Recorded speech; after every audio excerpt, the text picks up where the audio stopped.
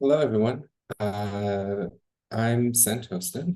I am an independent researcher, artist, and sometimes contributor to digital governance. I am a community member at Metagov, and I also do some contracting with the organization for a fellowship program that's upcoming. And today I have the great honor of welcoming Yannicka Adema to speak with us today.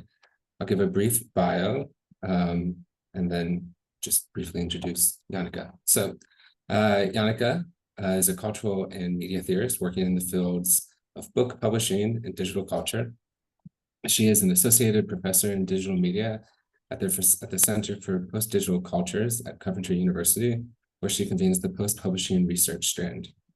In her research, she explores the future of scholarly communications and experimental forms of knowledge production, where her work incorporates processual and performative publishing, radical open access, post-publishing, scholarly poetics, media studies, book history, cultural studies, and critical theory. I quickly learned of Yannicka's work through COPIM, which is a community of people and organizations working to build a fairer, more open future for scholarly books. In particular, COPIM has written extensively on the topic of community-led governance and infrastructure. So given Metagov's research interests in community self-governance, as well as efforts towards the Metagov Journal, I reached out to Yannicka to learn more about her work with COPIM and invite her to present some of her research with the Metagov community. In today's presentation, Yannicka will share learnings from COPIM and some of the research that's going on creating community-owned futures for open access books by scaling small and co-designing governance. As mentioned, Yannicka is going to give a 20-minute presentation, followed by a facilitated discussion. So as Yannicka is going along, please write your questions and thoughts in the chat, and I will manage to facilitate the discussion afterwards. And with that, I'll pass it over to Yannicka. Thanks so much. Okay, so let me set up my screen very quickly. And also already apologies because I think I might have about 25 minutes of presentation. I got too enthusiastic, so I hope that's okay. So yes, many thanks for inviting me, Sent, and also to the Metagov community for having me here today. So in this talk, I will explore how the principle and the philosophy of scaling small has been and is being implemented in practice in two outcomes of the COPIM project that Sent already mentioned, which is a project and a community that I've been a part of for the last 6 years now. So these outcomes are the Open Book Collective and the Experimental Publishing Compendium. But I will start with saying a little bit more about the governance principle of scaling small. So scaling small, as outlined more in detail in the article written by Samuel Moore and myself that is referenced on the slide, is an alternative organizational principle for governing community-led academic publishing projects that are based on mutual reliance, care, and other forms of commoning. So this principle eschews kind of standard approaches to organizational growth that tend to flatten community diversity through economies of scale. And instead it puts forward the idea that scale can be nurtured through intentional collaborations between community-driven publishing projects that promote a bibliodiverse ecosystem, while providing resilience through research sharing and other kinds of collaboration. So scaling small allows for the collective coordination of resources across a diverse ecology of organizations that creates a meta-community or a community of communities for the provision of diverse approaches to publishing. So following Anat Singh's recommendations to keep in mind how reimagining our knowledge practices requires that we pay particular attention to articulations between the scalable and the non-scalable, what is needed to enable this is first and foremost a rethinking of existing knowledge systems and infrastructures and how they currently function. So these are systems that have historically developed and been continuously remade to encourage further scalability. Now, non-scalability theory, as Singh envisions it, is about looking around rather than ahead to cultivate the kind of vulnerability to unexpected encounters. So this will allow scales to arise from the relationships that inform particular projects, scenes, or events. And this is in line with what we theorize as scaling small, where instead, as scale-making projects do, which is competing for the scholars or world builders' attention by scaling up and expanding, The trick is to trace or make relationships between projects. So this would involve rethinking our knowledge or publishing practices, which have been shaped as part of an economic system that has been focused on growth and profits and on remaking the world for scalability. So non-scalability theory, to which in this context we would include the notion of scaling small, should then be perceived, as Tsing argues, as a way to reconceptualize the world and perhaps rebuild it. So non-scaling is key here to remaking of cultural diversity and multi-species publishing landscapes. So what is needed to enable this is first and foremost a reimagining of what academic collectivity, community, and commonality is and could be in a digital publishing environment. So the relationalities of publishing that we are arguing for here focus on achieving scale across multiple organizations, with again a focus on care, collectivity, and cooperation instead of competition. So in what ways then can the publishing initiatives that Sam and I promote and support be able to become resilient whilst, as we would call it, scale small? So due to their size and often not-for-profit background, these small and scholar-led open access projects do face various structural constraints, from lacking skill sets and experience to insufficient market leverage. But what is important to note here is that these projects tend to work according to capacity, from a few books a year to several dozens, in order to keep it manageable to the people that are involved in these projects, which is also easier to achieve when there is not a profit motive. However, when taken together in different constellations, these independent community-driven projects do have the potential to create a supportive ecosystem to sustain the scholarly commons. So working from individual projects to contributing to collective and collaborative ones will allow these projects to retain their independence and to honor their not-for-profit character, while providing a framework capable of making publishing more resilient. So two models in specific characterize scholar-led presses, and when stimulated could help them become more resilient.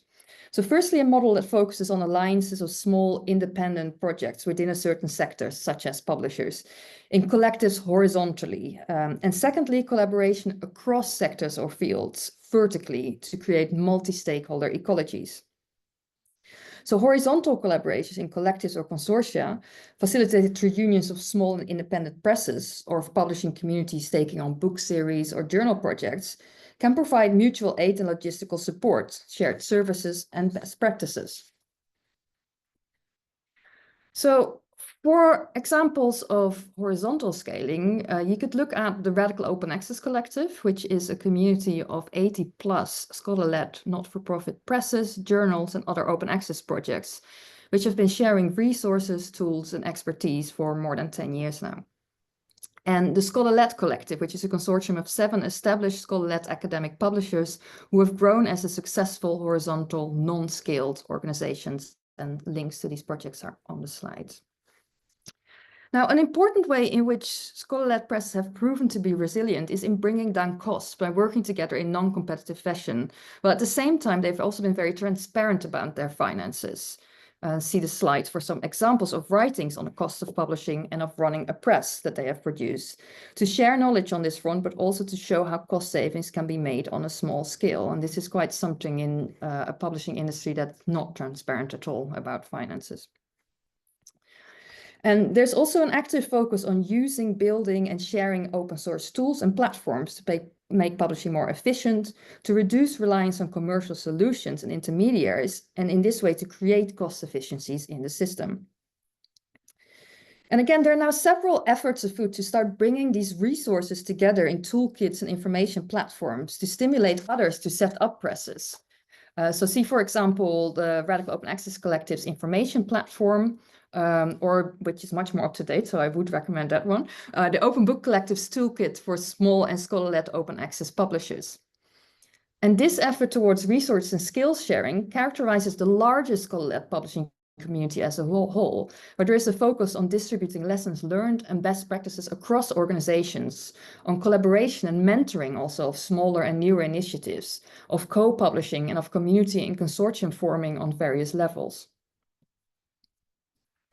Now we see this emphasis on collaboration also in experiment with publishing models. So see, for example, the communal editing and publishing models that are favored by Open Humanities Press and Language Science Press, as well as other collaborations and funding arrangements with public not-for-profit institutions such as libraries and universities, who have similar motivations towards the open dissemination of scholarly content. So one other benefit of small scale has been exactly the capability to experiment, something that the larger publishing companies have been hesitant to do, being generally more risk adverse and conservative. So scholar-led presses have been important trendsetters in exploring new publishing models, being known for their cutting-edge experiments with multimodal, open, living, and processual books and publishing projects, and for exploring alternative practices and formats in humanities publishing. And I will come back to this later when discussing the experimental publishing compendium. So scaling small also critiques the idea that publishing needs to be able to scale globally instead of, for example, serving local communities foremost. So as Gary Hall from Open Humanities Press has argued, global scale risks repeating and maintaining the kind of center-periphery relationality of power that we want to challenge, where a few global North countries end up universalizing what counts as valid knowledge. But beyond enabling horizontal and vertical alliances, as Lucy Barnes and Rupert Gatty from Open Book Publishers state, scaling small also involves the creation of infrastructures that allow many presses to thrive at multiple scales, instead of taking up a competitive model in which some presses grow stronger in expense of others or by usurping others. What is needed here is an investment in and maintenance of robust open source, community-owned and collectively managed shared infrastructures that allow this diversity to exist instead of outsourcing the necessary digital processes to commercial entities or platforms. So the COPIM, or community-led open publication infrastructures for Monographs projects, which after project end has now transformed into the COPIM community, has done exactly this by developing the infrastructures, models, workflows, and platforms that scholar-led publishers need. For example, the Opening the Future collective subscription model and the TOAD open metadata management and dissemination system, as well as the Open Book Collective, which I will discuss later. So COPIM, as a largely horizontal governed community-led project, has from the outset argued for the importance of developing and maintaining community-owned and led open infrastructures to support scholarly communication, or in our case, the publication of open access books. So we developed the governance structures for the COPIM project and its outcomes based on a mixed methodology of co-design and co-development that included desk research, which resulted in the Scaling Small article that you just seen, 3 research reports on community governance, and a series of research and documentation blog posts. In addition to that, we organized both internal and external stakeholder workshops, interviews with project members, and exchanges with similar like-minded projects, including the Opera's P project and the Next Generation Library Publishing project. And we also set up a community governance working group or advisory board.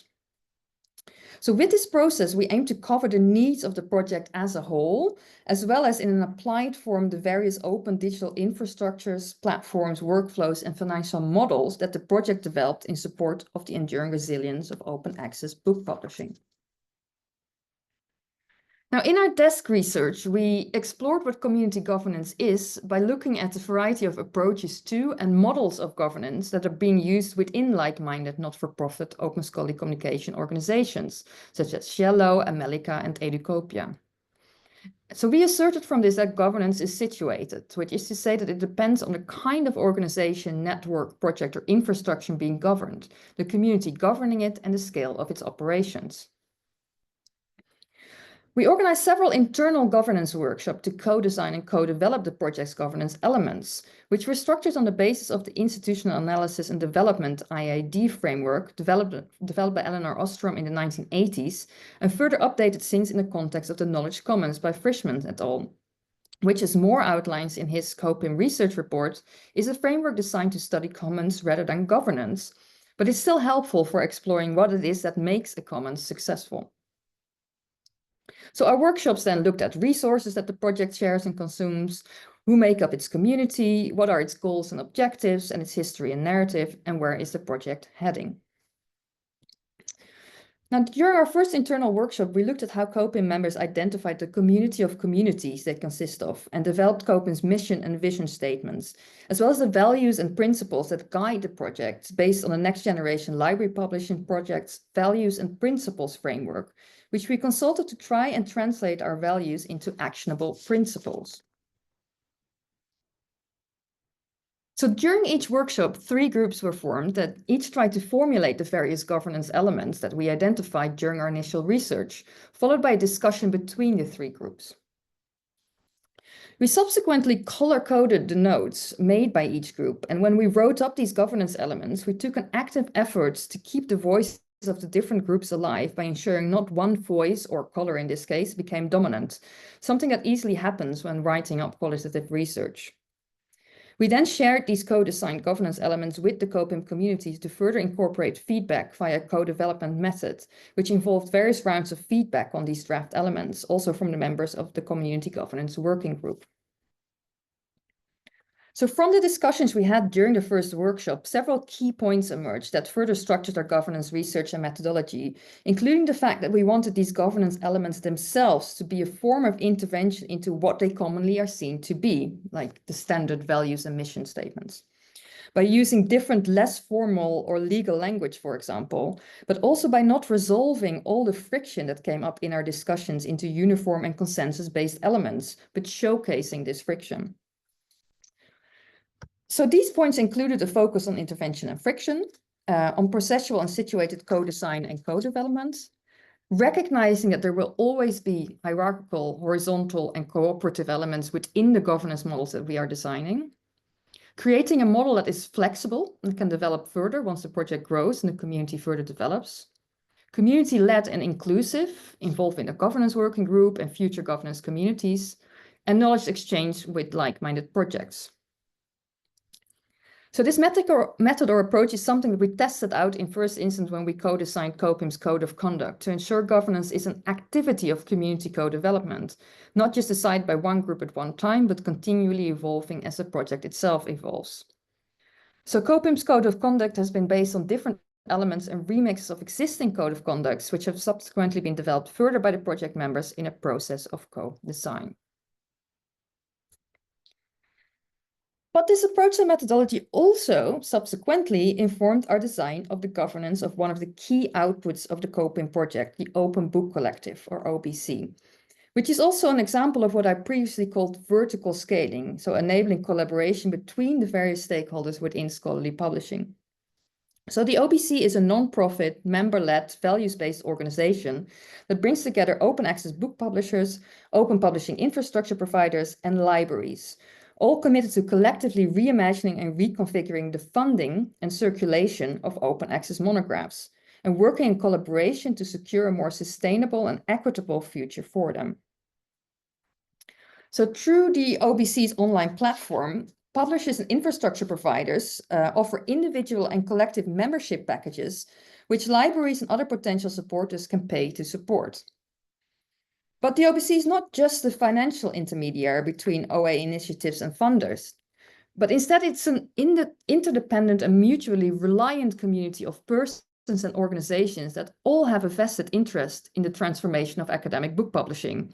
So working together to move the needle toward a fully open public commons and away from the enclosure of knowledge of traditional proprietary publishing. Now, when designing the governance model of the OBC, we had to kind of balance the desire for a community-led governance model and the values, principles, and practices that we co-developed with the regulations of the OBC's Articles of Association, which have been based on guidance from the UK Charity Commission. So the OBC is a UK registered charity and is incorporated as a not-for-profit company. The governance of the OBC consists of 3 primary governance bodies: the General Assembly of Custodians, the Board of Stewards, and the Membership Committee. Both within the board and the committee, decisions made by consensus are preferred over having to vote on matters conducted by these entities. So in the terms of the UK Charity Commission, the OBC adopts what is called an association model, as opposed to a foundation model in which only trustees can vote. In an association model, there's a wider membership, which includes voting members other than the trustees. So the OBC defines itself more specifically as a community-led and membership-driven organization, and we wanted to reflect this, amongst others, in the language we use in its governance model. For example, trustees are stewards and members are called custodians. And furthermore, while its incorporation as a charity necessitates having a board of trustees or stewards, the OBC governance model has been designed to ensure that there is a balance between the rights of the members or custodians to make decisions and the steward's general responsibility for running the organization. So the OBC custodians elect the stewards and can vote on certain binding and non-binding matters. And the stewards are also answerable to the custodians and are elected by them, but are given control over the management of the organization at all other times. In this way, the governance of the OBC emphasizes a model in which the collective of custodians are also final decision makers by virtue of their representation on the board. So the OBC's governance model ensures that the OBC is fully responsive to and guided by its custodians, as well as by external open access experts selected from the community of communities sitting within the larger landscape of scholarly communications. And if these graphs are not very clear, I'm happy to talk a little bit more about them later, because I know they're a bit complicated if you just look at them like this. So in addition to its articles of association, the OBC's governance model is also supported by some further elements that we co-designed, a DEI statement, a conflict of interest policy, and a code of conduct. Now, ultimately, the governance of the OBC has been designed to empower a unique collaborative community of OA creators, libraries with vested interest in growing the landscape of non-proprietary open access initiatives, and open access experts who have deep knowledge in the histories and theories of scholarly communications and open access. So I want to end my talk with another outcome of the COPIM projects, which we're currently developing a governance model for, the Experimental Publishing Compendium. So the compendium is a guide and reference for scholars, publishers, developers, librarians, and designers who want to challenge, push, and redefine the shape, form, and the rationale of scholarly books. So it's the outcome of an extended and collaborative research process, which has culminated in a practical resource for the academic community to help authors, publishers, and others involved in knowledge production to get started with experimental, multimodal, and practice-based publishing projects, or to support their faculty or students in doing so. So the linked entries in the compendium inspire speculations on the future of the book and the humanities and encourage publishers and authors to explore publications beyond the standard codex format. So as a resource and toolkit, the compendium gathers tools, examples of experimental books, and experimental publishing practices. So for the tools and platforms, we have focused on free and open source software, platforms, and digital publishing tools that presses and authors can either use freely and/or further adapt to their own publishing workflows. So you can see on the slide one of the examples of an experimental book that's listed in the compendium. And on the side, you can see some of the tools and the experimental publishing practice that relate to this publication or that it embodies. And you can click on these tools and practices for further information and scroll through the compendium in that way too.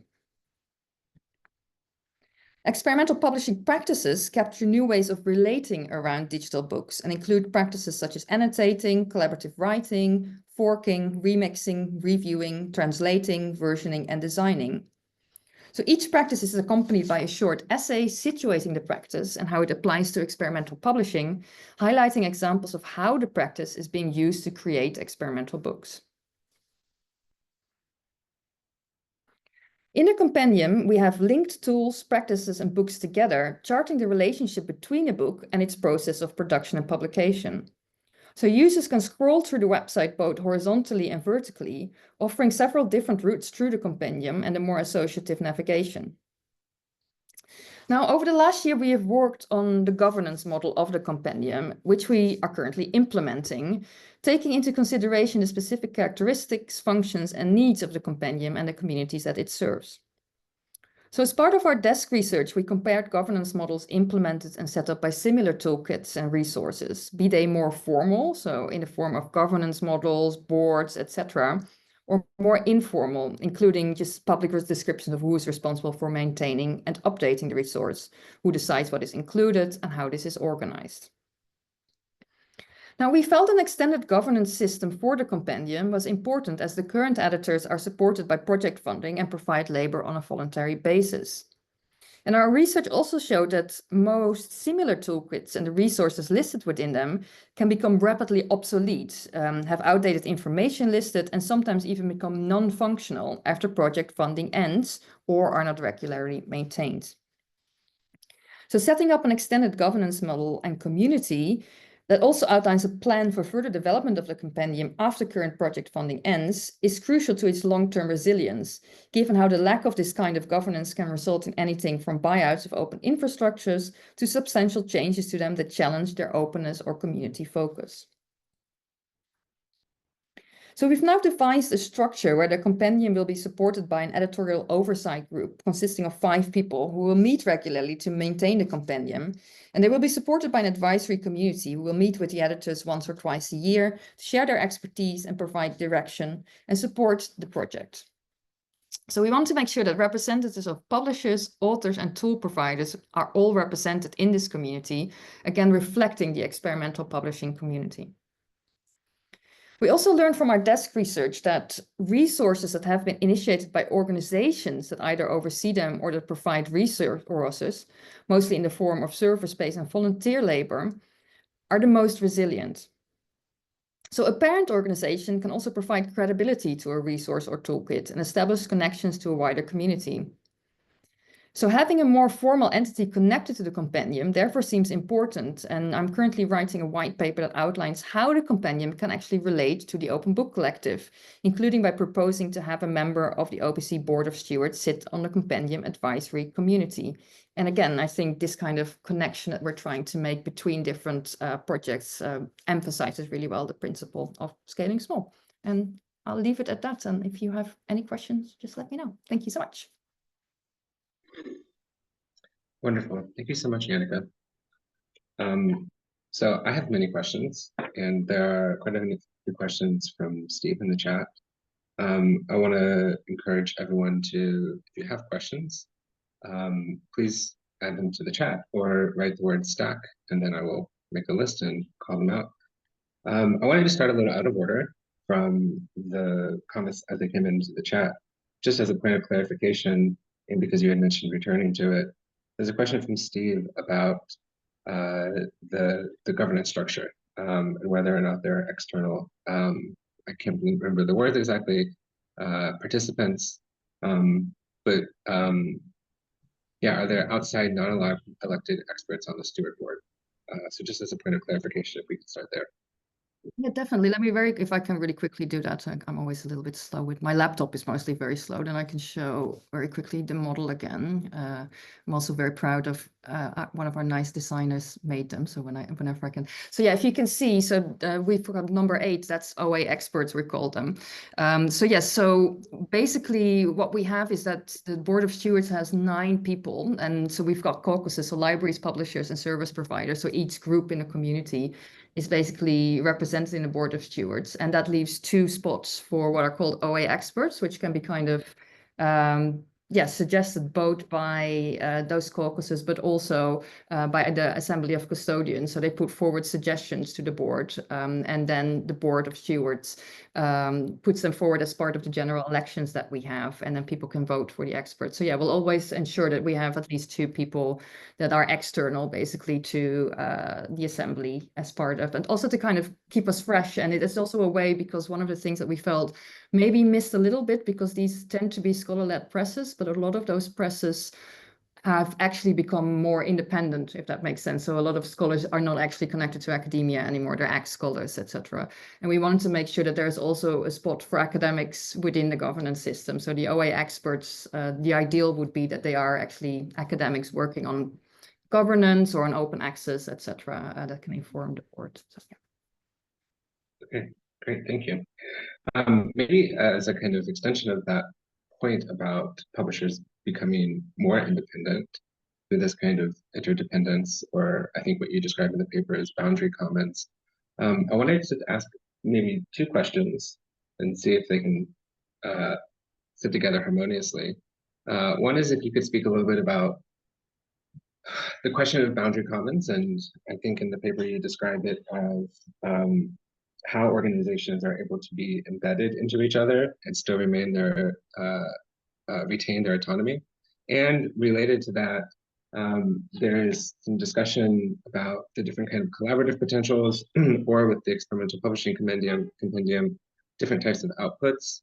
But I'm curious, I think when we talk about governance, it's very easy to kind of forget what the kind of consequences are on the experience of people who are contributing, operating within the systems, particularly people who are not actively participating in the governance. So I'm curious if you've noticed any kind of qualitative experiential change or reflections from those that are part of the system, but not necessarily engaging directly in the governance. I'm thinking of authors or contributors, and maybe you can find some connection between those two points. Yeah, so pretty good, fantastic questions. To start with your first questions around boundary commoning, I think in the paper we talk about two different forms of commoning that we kind of juxtapose a little bit, but I think they're very much connected to. One is the kind of idea of the latent commons, right, which is more informal, you could say, and we use the example of the Radical Open Access Collective there. So that's not an incorporated organization, for example, and the kind of, the governance that we have is very kind of horizontal and kind of free flowing in that sense. And we compare that with the kind of the boundary commoning, which is much more focused on having what we see it as kind of established institutions with their own governance models, and how they can still collaborate together in that sense. So in the article, we talk about the COPIM project actually as an example, but I would say that the Open Book Collective is a very good example of this kind of boundary commoning also, because we have a lot of scholar-led presses that some of them are incorporated and others are not, but we kind of situate ourselves in these kind of different governance structures and bring them together in that sense, also reflecting governance elements that these presses, etc., already use. And at the same time, what is also interesting is that we're working with libraries, and libraries, of course, where these scholar-led presses, I would say, are kind of more or less in control of their own governance systems. Libraries function within, of course, our higher education systems internationally, right? So, and we all know how hard it is to engage with any form of often very untransparent governance within higher education institutions. So there's also, there's these clashes and frictions that do happen, but still we make it work, right? We wanted to create a system in which we can kind of work together to promote the kind of the commoning of resources that we argue for as a project. And I think the experimental publishing compendium is again an example of a latent commons in that sense. So we don't want to make that too formal. We also don't want to incorporate it, but we are still trying to use similar kind of principles and methods and ideas behind it. So in that sense, I would say that it can work on those different levels. So I wouldn't oppose them necessarily. They're kind of different ways of engaging, and also engaging with the reality of how, legal structures in different countries operate. And your question about experiences, I think there's two things to say there. Like, one would be the experience of people having to start use these kind of what you can say, I argue, I think, are very conceptual models in first instance. So they come from a very conceptual background. Now the benefit is that we're working with academics, so that already helps a little bit in people understanding the conceptual ideas behind it. But still, it's hard to kind of communicate this. But I think part of what we did within the COPIM community is these workshops, which for some people might have been like, why do we need to do another workshop on governance? And we kind of forced everybody to do this. So people were involved in it. So they were involved in the creation already. So I think that also helps a little bit. It's not a model that just gets imposed on people at some point, like, oh, this is what we're going to do. But no, everybody was part of that. And of course, now that the project is developing, right? It's after Project Fund. Open Book Collective is its own entity that's connected to and still separate from COPIM. Things are changing, and I've already had a look at the model that looks like now. It's a little bit different, which happens, and things will adapt, which is also something I think we built that into the model to be flexible enough to do that.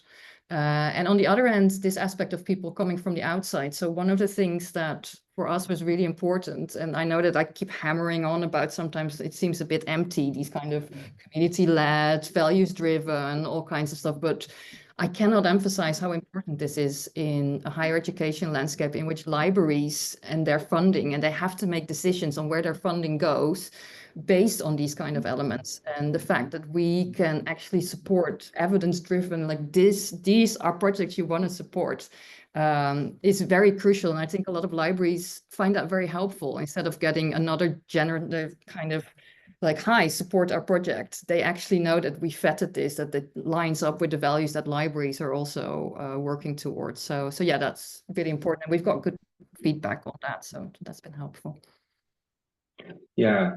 I want to just reiterate for everyone in the call, I'm happy to continue asking questions. But if others have questions that they want to add, then we will start doing that. So just very briefly, can you say something, and also I should say to you, Steve, the kind of trajectory of some of my questioning is going towards, inevitably, for better or worse, the question of machine learning and AI. So we will come around to that. I'm wondering if you could say a little bit about that question of the funding. Like, how do you position this work for potential funders? I could imagine community-led governance being seen as a real asset and as a real liability. And maybe there's a way to connect in Nitin's question here, which is, have there been other organizations that have tried to implement similar models and failed? And if yes, could you expand a bit on what makes them fail? I can imagine that also being relevant to funders who are looking for other examples of this kind of work happening outside of the specific context that you're coming from. Yeah, no, brilliant question. So again, I think this is an ongoing battle that we have to face as scholar-led publishers, making the argument for why what we're doing is important and is needed. And I think one of the main things that we say is that, especially in the humanities, the current commercial publishing system is completely unsustainable, right? It's extracting public funding that already is non-existent from the public purse that goes into the profits of big commercial international publishing companies. So we need a new model, and that's something that we've been arguing for a long time. And of course, we do get this aspect of, oh, but you're just, a bunch of small, not relevant. And this is just simply not true. And this is what, we kind of wanted to write that article for about too, that to showcase that actually these small, I had another slide that I didn't put in here, but there is this kind of platform called OAPEN, which is a library of open access book publishers. And it's filled with kind of university presses, scholar-led presses. And actually they have a collection called the Scholar-led Collection. And if you look at that collection, that is actually together the biggest collection on the platform. So again, this shows how working together does create this element of skill, right? And another argument we make is that we often get this thing like, oh, there's a long kind of conversation about the difference between sustainability and resilience. And we emphasize the fact that most of the presses that we've been working in have been doing this for over 20 years and have proven themselves to be sustainable and resilient, right? So yeah, but it is an ongoing question and argument that we need to kind of make, and it isn't easy, and it isn't easy now that library funding is being cut internationally again. But luckily, I mean, I do think that is lucky that a lot of librarians share our ideas and missions. They've also always been fantastic allies. Funding for open infrastructure is something that we keep arguing to kind of be less reliant on the Amazons and all kinds of other infrastructures that we have to use often, and the kind of infrastructures that the big publishing companies, they've kind of created this completely pathway through from researcher to dissemination to citation management and metrics that they all own and all the data they profit from. So it's kind of highlighting that we can't have this. It's so important that we maintain some diversity there. And do these models fail? Of course, yeah, all the time. And I think, but we need to be realistic about the fact that actually the way that these commercial publishers work is also based on, I mean, this is what I keep saying, it's buttressed by volunteer labor. So these publishing systems of the big commercial publishers are based on extracting volunteer labor in the form of peer review and editorial work from scholars, which, you know, they do not pay us for. Is that sustainable? I don't think so, right? And if we as academics at any point, which I hope we will, and a lot of us do already, would extract that from the proposition, that model will completely collapse, right? So is that sustainable? I don't know. And so, yeah, the failure of the kind of models we're working with is, I think it's partly to do with the fact that we're trying to do something new. So sometimes it takes a little bit of time. And again, we take a lot of inspiration from like-minded projects and also projects in different spaces. And of course, we've also been looking at the Metagov community before. And at the same time, I think for a lot of people, it takes a lot of time to familiarize themselves with these kind of models and how we've set them up. And we're also aware that the people that we're working with tend to be working academics that then also run presses, and then also in the kind of systems that we have often sit on multiple boards. So we're asking a lot from people. And this can be hard to navigate, right? So I think that's one of the main issues, that we're already, you know, giving so much volunteer labor. But at the same time, I think the way that we've been doing that is that we try to be accommodating and distribute this as much as possible. And yeah, we make it work in some way. That's the kind of best way that I can summarize it. Yeah. So yeah. Great, thank you. So the next thing I wanted to kind of turn to was this question of friction and the commons, the enclosure, open access, and AI. So I think, you know, what your work is highlighting, and like explicitly so, is the value of friction. And but one thing that's interesting there is thinking, well, first of all, there's a question of like, how do you actually maintain difference? Like, how do you sustain difference? I'm curious if that's a question that's ever come up in some of the discussions when you approach people about this work. And I think it's kind of related to this question that Nit was asking about failure. There's kind of a kind of tendency to want to avoid conflict. But kind of more abstractly in terms of the commons, and particularly open access, we're starting to see many reports and new services pop up around it, specifically around like agents that like LLM agents, or in general agents that are not respecting do not crawl text files, the robot.txt. And what's worse is that they are extremely aggressive about it, and they are, in fact, through the kind of open access, preventing the commons from being accessible to users, often at the scale of just countries. They'll just flat out block all the IPs from a particular country. And one of the things that Ashton talks about in the writing that she has done on the commons is the need to actually kind of define the boundaries of the common and actually protect it. And so it seems to me that this notion of friction could also be applied to the commons, and might, in some interesting ways, possibly be in tension with the idea of open access.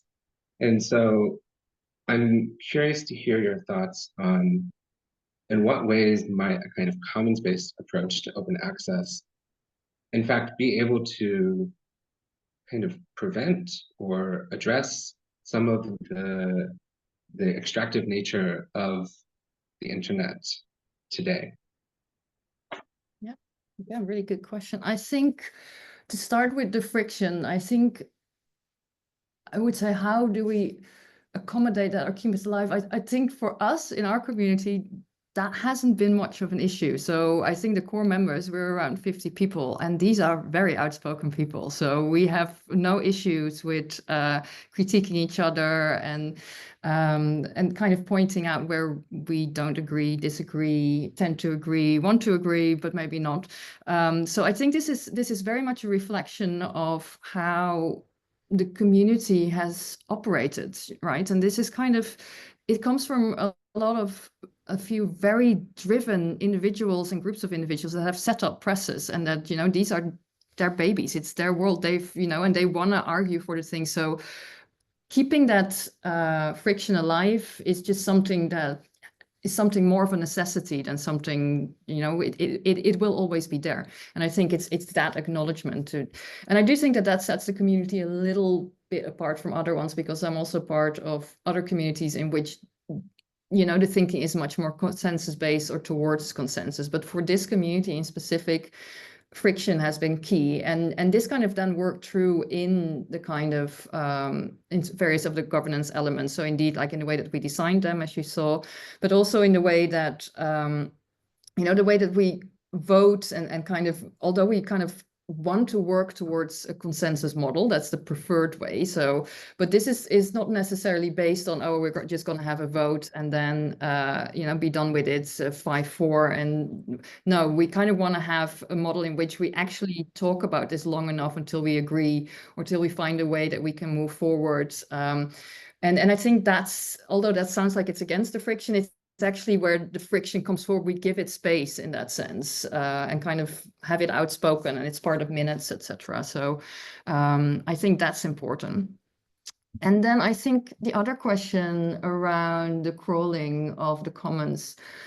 So I think within our community, there are basically two perspectives on this. So first to say that, this already happened before the whole generative AI and kind of, so we've had circumstances which in the past, for example, Amazon has been doing it for a while. So they scrape kind of digital content and make these kind of books that you can then buy online that are based on kind of scraped content.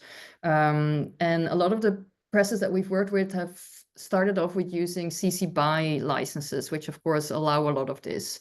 And within academia, of course, this is to one extent problematic because authors don't tend to like it, especially in the case of books, because, authors like this idea of, oh, this is my book published by this reputable press. Who is this weird? I think they were called St. Philip's Press or something on Amazon that actually kind of scrolls back through all these things, and then you can buy the same book but with a lousy cover from Amazon. And so some of the presses were not happy with this and actually started asking for takedown notices, etc., which I think is interesting given the fact that, it is allowed under a CC BY license. And others were kind of seeing this like, okay, this is part of, the experiment of what we do, of what the commons mean. So it does sometimes mean that, things get used in a way that you do or do not like. And I think this also comes back again in the use of licenses, right? Because I think it's a little bit discussions between copyright and copyleft licensing, and a kind of more emphasis on having licenses that only allow not-for-profit reuse, for example, or reuse by people with similar values and governance models. And we are very much experimenting with these kind of licenses also. There's a license called CC4R that my colleagues Eva Weinmeier and Femke Snelting have been working on a lot with a community of collaborators, which is kind of a conceptual license which tries to, it's called collective conditions for reuse, and now they're changing it in collective commitment to reuse. I've been working on. And so there are a lot of kind of conversations around how to manage these kind of aspects of crawling and reuse of, let's say, stuff that we put in the commons. So I personally am very interested in looking more into these kind of copyleft licenses and seeing what we can do. But again, with licenses, I think the issue is you can put a license on it, but it doesn't mean anything if it can't be enforced, or if we don't enforce it. So that's another question around how do we protect the boundaries of the commons? I think this is a question we also still need to learn more about. So if you have suggestions or ideas or concepts around that, please do share. Great. Steve, did I cover most of your questions, or would you like to come on and voice the final question? No one else is in the chat, so. Yeah, I mean, the whole question of how do you preserve attribution as best you can, not just use, but obviously where it all came from and whether you want to use it or not based on its attribution. In other words, if something is well provenanced and I can see all the data that went into it, that's going to affect my decision of whether I use that as a source, whether I want to engage with that material at all. And so empowering consumers of this and other creators to see every step of where everything and every one of their sources comes from seems an essential part.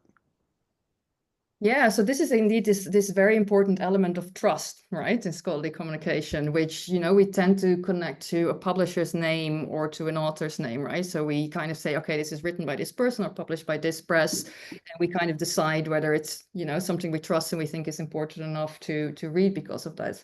And this is also partly why, you know, again, what I said, a lot of authors and publishers get really upset when, you know, their stuff gets crawled and reused in other places, and this idea of the integrity of the text. I myself am a little bit more skeptical around this. I would say that there is no such thing as integrity of text or specific trust. I think that that relates much more to how we decide to work together than that it necessarily has to lie within an author's name or in a publisher. And I think we always need to, I think we've just got so accustomed to certain ways of vetting information, while that information isn't always accurate too. So I have like a little bit of a grudge against Routledge, the publisher, for example, which I think is an incredibly crappy press.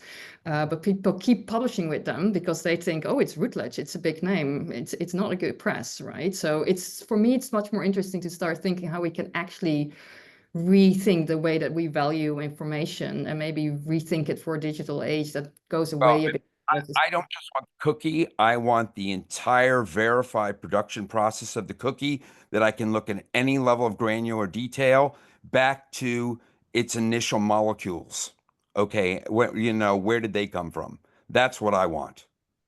And then what people do with that is another layer on top of that. But I want that information basically. I want the metadata to be as large as the data itself, basically.